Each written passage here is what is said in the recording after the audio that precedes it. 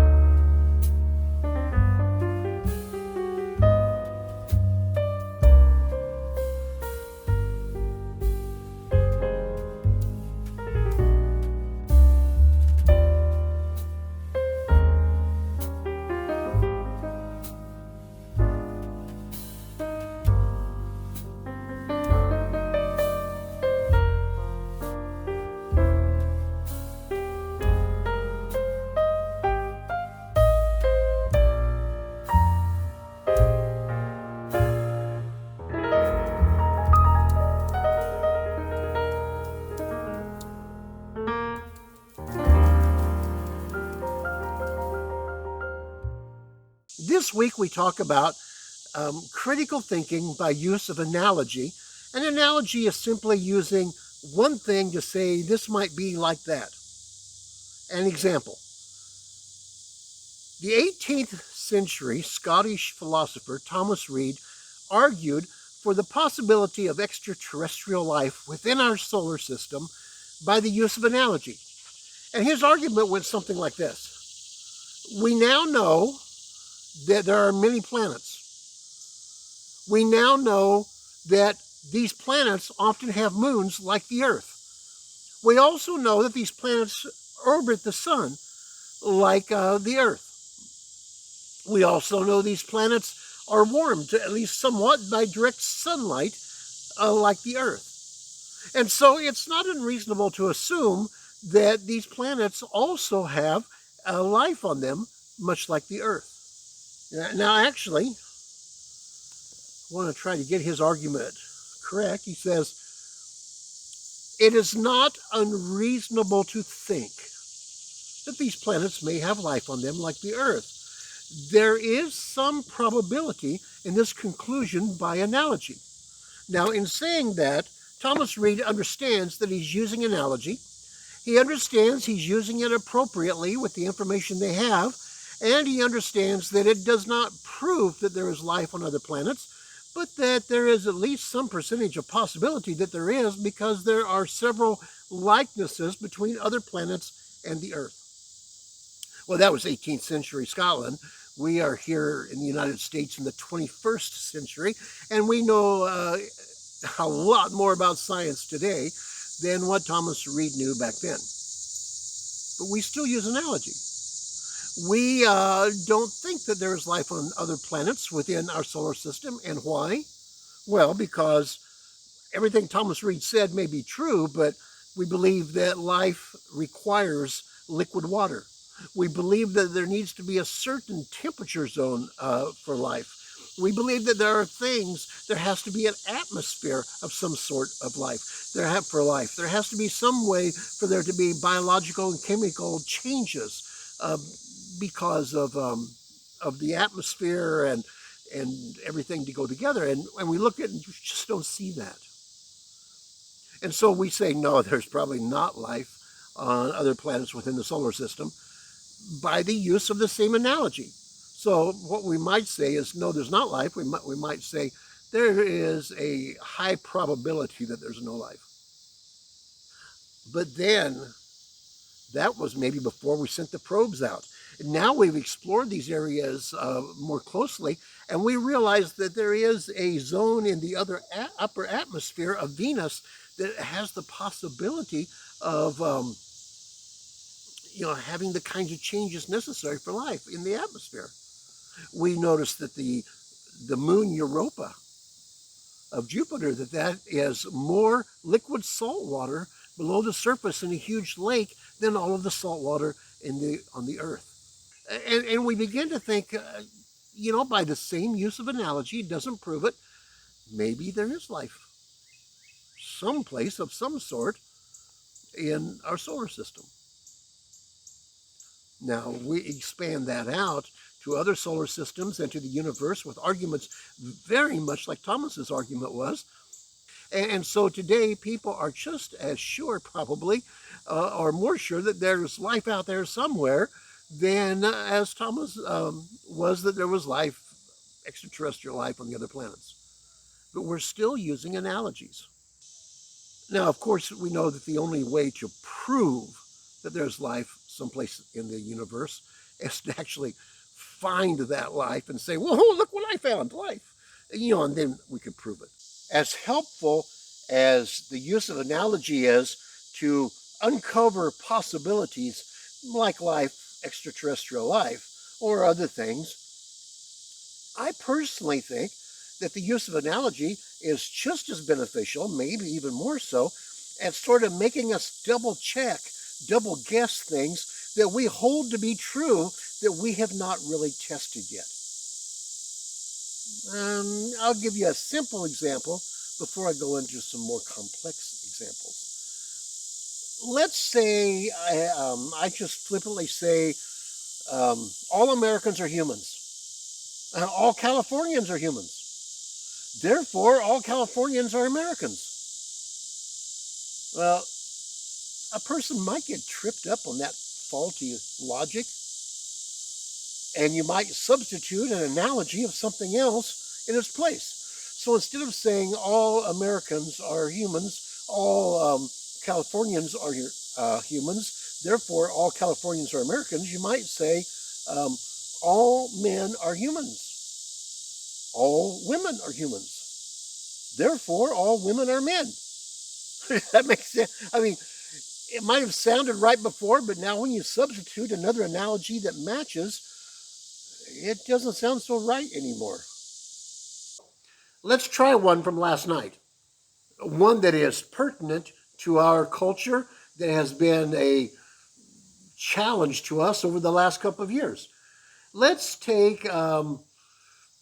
Let's take masking. We'll take masking for COVID. Let's say that I do not believe the government has the right to enforce that I wear a mask. Let's say that the government says this is helpful, but I don't agree with them. I don't think it is. Let's say that the risk is mine and I have the right to decide with my body what I do with my risk. Let's say that the proof that masking helps is a little bit unconvincing to me personally. Let's say I would be a lot more comfortable if I didn't have to follow that rule. Let's say, I don't know, you could add the kinds of arguments that we've heard about this. Let's say that masking has not proven to help other people, and that I think keeping my distance is just as well. And so I have this whole set of reasons why I don't want to wear a mask. Okay, and then someone comes along and they say, hey, every one of those reasons applies to the 55-mile-an-hour speed limit. I personally don't see where it's going to save that many lives. I personally don't agree with what they say. I personally think that I can make my own decisions, and I go slower on dangerous roads and faster on open roads, and I can make that decision. I'm an adult. It's my body. If I'm the one being risked, and so let's say we have this illustration of masking and this analogy of driving 55 mile an hour, which are both things that we don't necessarily like and don't necessarily believe in, and by the government, but the government gives us tickets if we go over 55, and we don't think the government has the right to give us tickets for not wearing a mask. See the problem? I mean, the challenge, how it can be threatening, and I can become defensive and think, oh, you're just picking on me, That is one of the challenges of arguments by analogy. Now here's where it starts to get really uncomfortable really fast. What happens if you have a belief that you hold to be true and someone challenges that belief with an analogy? This is like that, and that analogy you also hold to be true, but it threatens the belief you held to be true.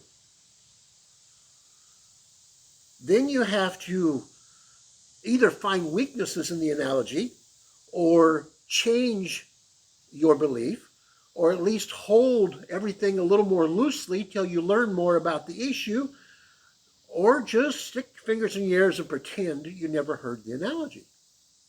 Now, we Christians are certainly not any more above being caught in this cognitive dissonance of swallowing ideas that we haven't necessarily thought through and becoming, excitable and defending our ideas and threatened when they're challenged.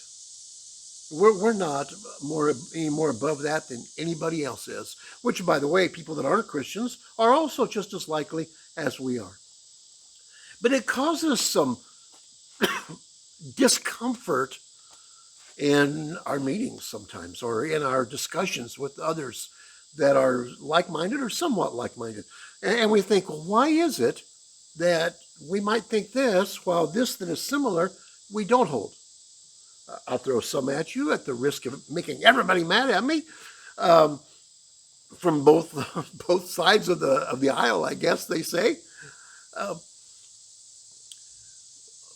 Why is it that the people that seem to be the most vocal about the mother's right to her own body, a woman's right to her own body, that a woman has the decision to make, not others, are also those that are often most adamant about the importance of vaccination,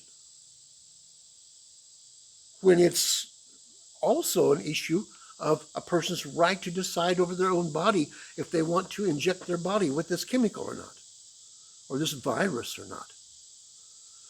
Why is it that people that are so strong and so vocal on pro-life and anti-abortion are often the people that are the least sympathetic to other humans that are having trouble crossing the border, or that are having troubles in other lands, or being persecuted and starving and that sort of thing? Aren't those both pro-life issues? And we could go on and on and on. We did last night. Why is it this? Why is it this? And what we come out with is, there are a lot of ideas out there, if we want to think critically as Christians, that we may not have thought through and been confronted with yet. We may have become defensive, or we may have, as I said, stuck our fingers in our ears, or we may have decided that's the enemy that's trying to push us into that view. They're not one of us, but there are many things in our lives as we continue to age that we find threatened by analogies. Well, there you have it. That's where we went last night. It was a very interesting and challenging discussion. I think it started to turn from hypothetical to more realistic when we talked about drunk driving.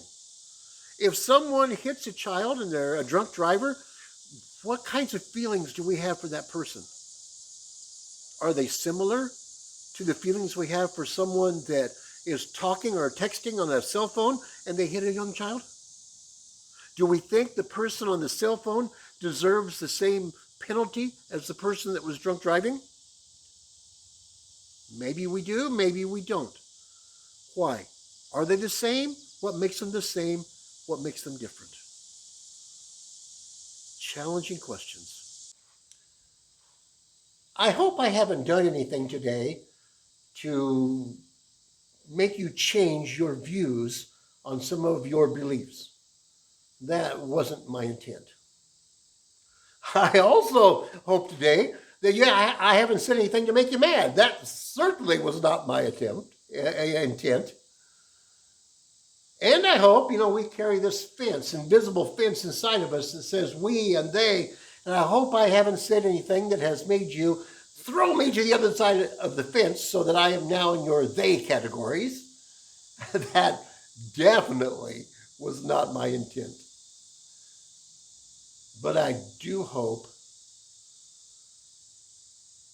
that this idea challenges our thinking and makes us think a little more critically and have a little more continuity to our thoughts. The analogy can be a wonderful tool. It can help us see new possibilities, and it can help us see areas where our own views don't match up and challenge us. And so I do hope that.